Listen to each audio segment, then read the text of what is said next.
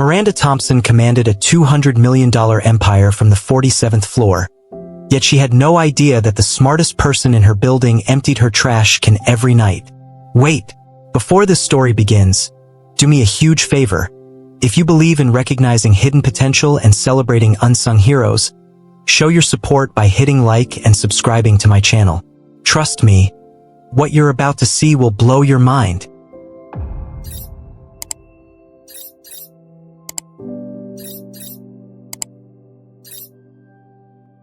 The marble floors of Sterling Dynamics gleamed under the soft LED lighting as CEO Miranda Thompson hurried toward the executive conference room.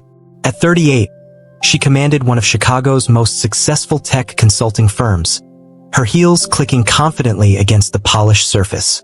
The late evening meeting with potential investors couldn't wait, and she was already running behind schedule. "Excuse me, ma'am," came a gentle voice from behind her. Miranda paused, turning to see a custodian in navy blue coveralls, mop in hand. Something about his voice made her heart skip, familiar, warm, like an echo from another lifetime. When their eyes met, time seemed to freeze. Those dark eyes, kind and intelligent, belonged to someone she thought she would never see again. "I'm sorry," she whispered, studying his face more closely. "Do we know each other?" The man straightened, setting his mop against the wall. "It's Marcus," he said softly. "Marcus Johnson, from Detroit." The name hit her like lightning. Marcus Johnson, the boy who had shared his lunch money with her when her family couldn't afford school meals, who had tutored her in mathematics when she was failing, who had walked her home every day to protect her from neighborhood bullies. "Marcus from Crenshaw Elementary?" she breathed, hardly believing it. He nodded, a tired smile crossing his weathered features. "Yeah, that's me. Though I go by Mark now." Miranda's mind raced back 25 years to their childhood in Detroit's roughest neighborhood. Marcus had been the smartest kid in their class, the one everyone said would become a doctor or engineer. Teachers called him brilliant, a natural problem solver who could fix anything from broken toys to complex equations. "What are you doing here?" she asked, though the answer was obvious from his uniform. "Working the night shift," he replied simply. "Been here about 4 months. Usually work when the building's empty, easier that way." The weight of his words settled over her. While she'd climbed corporate ladders and built an empire, her childhood protector had been invisible, cleaning up after her success. The irony was crushing, and Miranda felt something crack inside her chest. A mixture of guilt, sadness, and fierce determination. Miranda stood frozen in the hallway long after Marcus had returned to his cleaning duties. The investor meeting suddenly seemed trivial compared to this earth-shattering reunion. She remembered their last conversation, graduation day from high school. Marcus had been accepted to Wayne State University on a partial scholarship, planning to study engineering. She'd been heading to Northwestern on a full ride. They'd promised to stay in touch, but life had different plans. Back in her corner office, Miranda stared out at the Chicago skyline, her mind flooded with memories. Marcus fixing her broken bicycle with nothing but wire and determination. Marcus standing up to Tommy Martinez when he'd pulled her hair and called her names. Marcus staying after school to help her understand algebra when she was ready to give up. He'd been her guardian angel in a world that often felt hostile and unforgiving. She pulled out her laptop and began searching, her fingers flying across the keyboard. Social media, LinkedIn, public records. Anything that might explain how the brightest boy she'd ever known had ended up pushing a mop in her building. The search results were sparse. A brief mention of military service, a stint at a community college, and then nothing. It was as if Marcus Johnson had simply vanished from the world's radar. The next morning, Miranda arrived at the office earlier than usual, hoping to catch Marcus before his shift ended. She found him in the supply closet, organizing cleaning chemicals with the same methodical precision he'd once applied to science projects. "Marcus," she called softly. He looked up, surprise flickering across his face. "Miranda? What are you doing here so early?" "I couldn't sleep," she admitted. "I kept thinking about you. About us. About what happened after graduation." Marcus set down the bottles he'd been arranging, his expression guarded. Life happened, he said simply. Sometimes things don't go according to plan. But Miranda wasn't satisfied with that answer. She needed to understand, needed to know how someone so brilliant had ended up invisible in her own building. "Will you have coffee with me?" she asked. "I know a place that opens early. We could talk, really talk about everything." The small diner on Michigan Avenue buzzed with early morning energy as Miranda and Marcus sat across from each other in a corner booth. Steam rose from their coffee cups, creating an intimate barrier between them and the outside world. Marcus looked different in civilian clothes, older, weathered by experiences she could only imagine.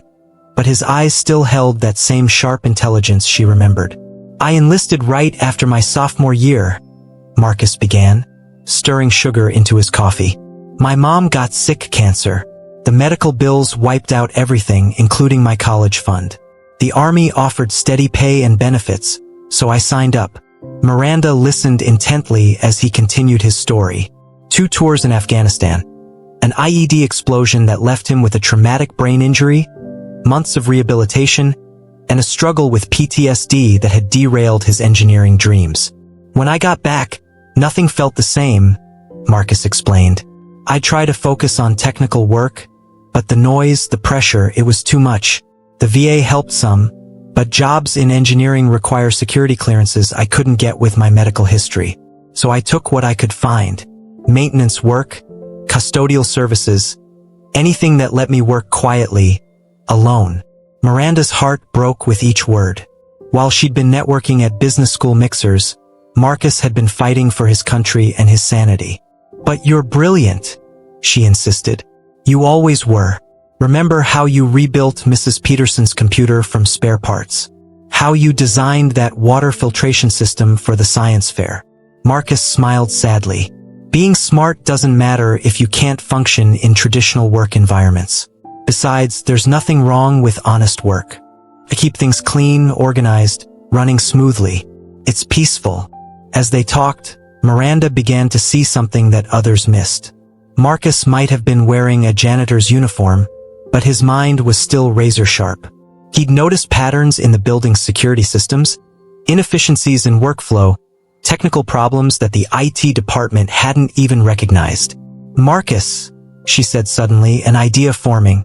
"What if I told you there was another way? What if you could use that brilliant mind of yours again, but on your own terms?" Marcus stared at Miranda with a mixture of hope and skepticism.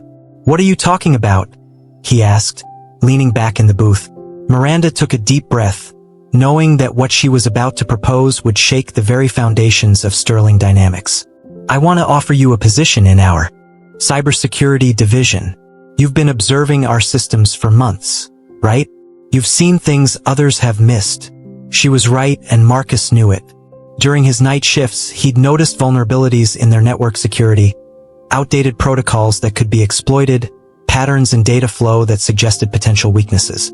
His military training had taught him to observe, analyze, and identify threats, skills that translated perfectly to digital security. "I don't have the credentials," he said quietly. "No degree, no certifications, no experience on paper." "But you have the mind," Miranda countered. "And I have the authority to create a new position, security systems analyst. We'll start you as a consultant, prove your worth through results, then move you to permanent staff." The offer hung between them like a bridge spanning 25 years of separation. Marcus could see the risks, not just for himself but for Miranda. A CEO promoting a janitor would raise eyebrows, generate gossip, potentially damage her reputation. "The board won't like this," Marcus warned. "Neither will your management team. They'll say you're showing favoritism, making decisions based on emotion rather than business sense." Miranda's jaw tightened with determination. "Let me worry about the board. You just worry about showing them what you can do. Can you document the security issues you've observed? Put together a preliminary report." Marcus nodded slowly, feeling something he hadn't experienced in years, excitement about intellectual challenge. "I can have something for you by tomorrow night. But Miranda, if this goes sideways, if it damages your company or your reputation, I'll walk away immediately. I won't be the reason you fall." Miranda reached across the table and squeezed his hand. "We rise together or not at all," she said firmly. "That's how it's always been with us, hasn't it?" The Sterling Dynamics boardroom fell silent as Miranda finished presenting Marcus's preliminary security assessment.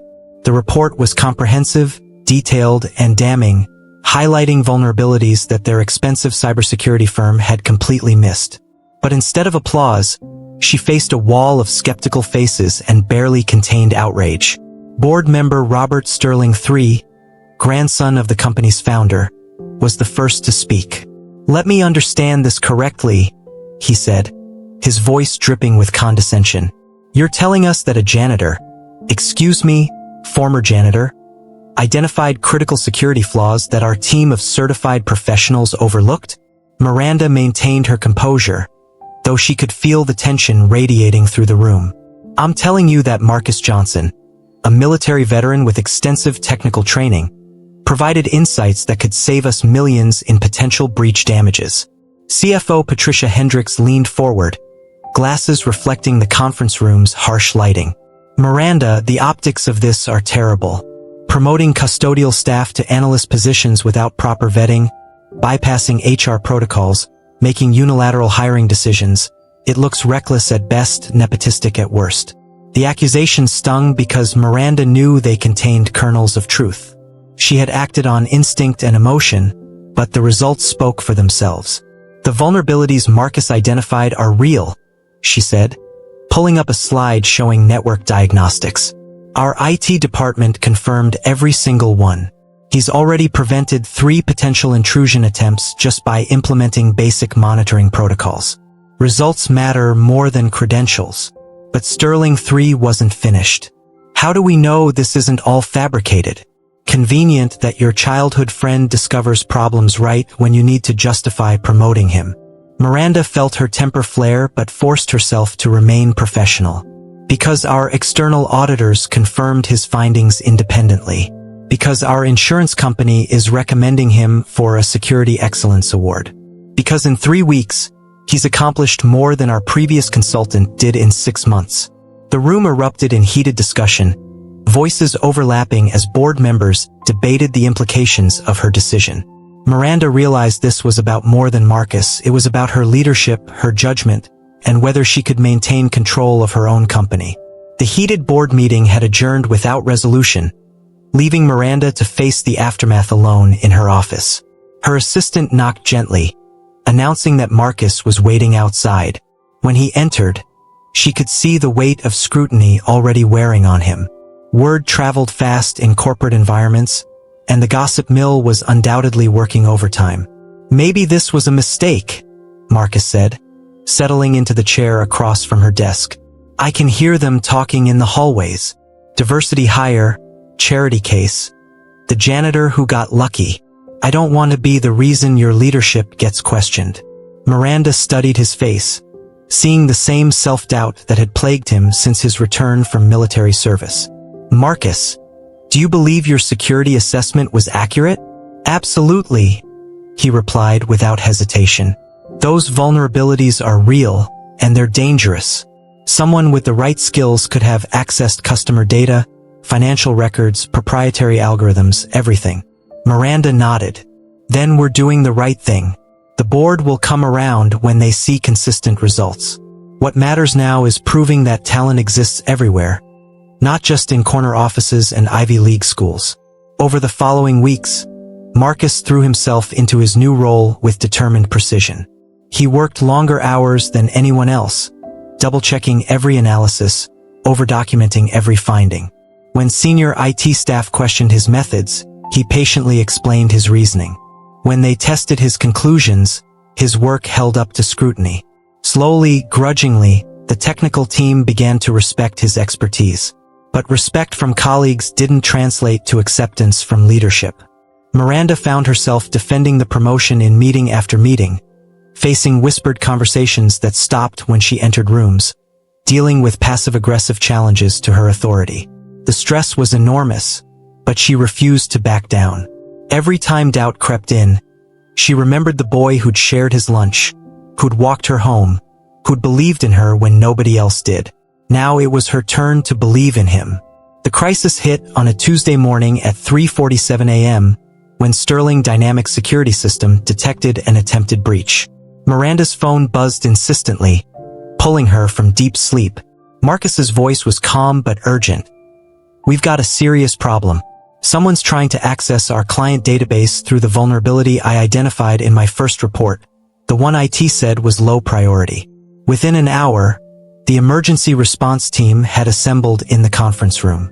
Senior executives in hastily thrown-on clothes, IT specialists looking grim, and Marcus at the center of it all, fingers flying across multiple keyboards as he tracked the intrusion in real time. "They're using a sophisticated approach," he explained, highlighting attack vectors on the main screen. "But they're following predictable patterns. I can contain this." For the next 6 hours, Marcus orchestrated the company's defense with military precision. He redirected the attackers to honeypot servers, gathered intelligence on their methods, and systematically closed every potential access point. When the dust settled, not only had Sterling Dynamics avoided a catastrophic breach, but they'd gathered enough information to help law enforcement track down the perpetrators. The boardroom that had been filled with skepticism weeks earlier now buzzed with amazement and grudging admiration. The estimated damage from this breach would have exceeded $12 million, announced Chief Technology Officer David Park. Client trust, regulatory fines, system rebuilding costs. Marcus didn't just prevent a disaster. He turned it into a learning opportunity that's made us stronger. Robert Sterling III, who had been Marcus's harshest critic, stood slowly. "I owe you an apology," he said, extending his hand to Marcus. "And I owe Miranda an apology for questioning her judgment. Sometimes wisdom comes in unexpected packages." The handshake was firm, genuine, and Miranda felt something shift in the room's atmosphere. Respect, hard-earned and well-deserved, finally began to replace suspicion and doubt. The successful defense against the cyber attack marked a turning point for both Marcus and Sterling Dynamics. Within days, news of the company's innovative security approach spread through Chicago's business community. Tech publications requested interviews, competitors tried to poach Marcus, and cybersecurity conferences invited him to speak. But perhaps most importantly, the incident had opened eyes within the company itself. Miranda seized the momentum to launch a comprehensive workplace initiative she called Hidden Potential. The program was designed to identify overlooked talent throughout the organization, regardless of job title or educational background. "We almost missed one of our most valuable assets because we judged him by his uniform instead of his abilities," she announced at the company-wide meeting. "How many other brilliant minds are we overlooking?" The response was immediate and overwhelming. Maintenance staff revealed engineering degrees from their home countries that hadn't been recognized in the U.S. Administrative assistants demonstrated coding skills they developed as hobbies. Security guards shared military experience that translated perfectly to risk assessment. Within weeks, Sterling Dynamics had identified dozens of employees whose potential had been hidden beneath job descriptions that didn't reflect their true capabilities. Marcus found himself in an unexpected role as a mentor and advocate for other overlooked employees. His office, no longer a supply closet but a proper workspace with windows and a view, became a gathering place for informal discussions about career development, skill building, and navigating corporate politics. "I never thought I'd be the guy people came to for career advice," he confided to Miranda during one of their regular coffee meetings. "You're the perfect person for it," she replied. "You understand what it's like to be invisible, to have your worth overlooked, to fight for recognition. But you also understand what it takes to prove yourself and earn respect." The transformation wasn't just professional, it was personal. Marcus was sleeping better, smiling more, engaging with the world in ways he hadn't since his military service. The work gave him purpose, and the recognition gave him confidence that had been missing for years. Success, however, brought new challenges. A disgruntled former board member leaked details of Marcus's promotion to a business journalist known for controversial exposés. The resulting article titled From Mop to Management: When DEI Goes Too Far, painted Miranda as a reckless CEO making emotional decisions and Marcus as an unqualified diversity hire who'd manipulated his way into a position he didn't deserve. The piece went viral on social media, generating thousands of comments ranging from supportive to viciously critical. Conservative pundits used it as ammunition against diversity initiatives, while progressive voices defended the promotion but questioned whether proper protocols had been followed. Miranda watched her company's stock price fluctuate as investors tried to gauge whether the controversy would impact business operations. "I should resign," Marcus said quietly, standing in Miranda's office with a resignation letter in his hand. "This is exactly what I was afraid of. My presence here is becoming a liability." Miranda looked at the letter but didn't take it. Instead, she pulled up the company's latest quarterly report on her computer screen. Revenue is up 18%. Client retention is at an all-time high. Employee satisfaction surveys show the highest scores in company history. Our cybersecurity rating improved from B+ to A-. These are the facts that matter. She stood and walked to the window, looking out at the Chicago skyline. "You know what I learned from building this company? There will always be critics. People who say you're moving too fast, too slow, too recklessly, too cautiously. The only way to silence critics is with results, and our results speak for themselves." Marcus joined her at the window. "But what if the board decides I'm not worth the controversy? Then they'll have to fire me too," Miranda said firmly. "Because I'm not running a company that judges people by their uniforms instead of their contributions. I'm not leading an organization that wastes talent because it comes in unexpected packages. We're going to face this head-on, together, just like we always have." Her phone buzzed with a text from Robert Sterling III. "Board meeting tomorrow at 9 a.m. Time to end this controversy once and for all." The emergency board meeting was packed beyond capacity, with local media representatives allowed to observe from the gallery. Miranda had spent the night preparing her presentation, but she felt calm as she stood before the assembled board members, investors, and observers. Marcus sat in the front row wearing his best suit, his military posture evident even while seated. "Ladies and gentlemen," Miranda began, "we're here to discuss whether Sterling Dynamics made the right decision in promoting Marcus Johnson. I'd like to present some facts." She clicked to her first slide, showing security metrics before and after Marcus's hire. Attempted breaches, down 67%. System vulnerabilities, reduced from 23 to 3. Client data protection rating, improved from 78% to 96%. Cost savings from prevented breaches, $18.7 million in the first quarter alone. "But numbers only tell part of the story," she continued, clicking to testimonials from employees. "Marcus has mentored 14 staff members into new roles. He's identified $2.3 million in operational inefficiencies.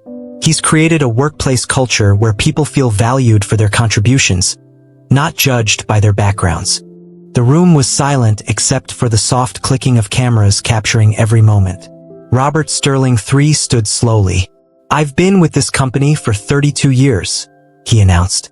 "I've seen trends come and go, witnessed countless personnel decisions, observed the evolution of corporate culture. What I've learned is that extraordinary leaders make extraordinary decisions." Miranda didn't just hire an employee. She recognized potential that everyone else missed, including me.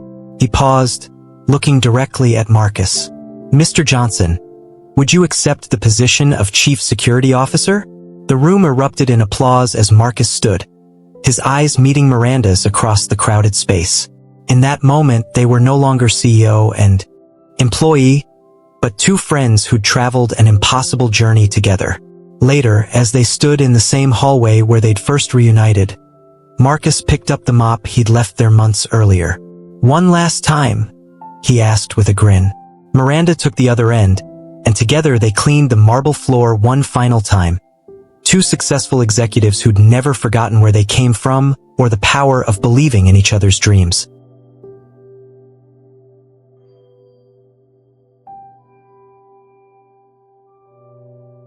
And that's how Marcus Johnson went from invisible janitor to chief security officer, proving that brilliance doesn't wear a suit, it just needs someone brave enough to recognize it.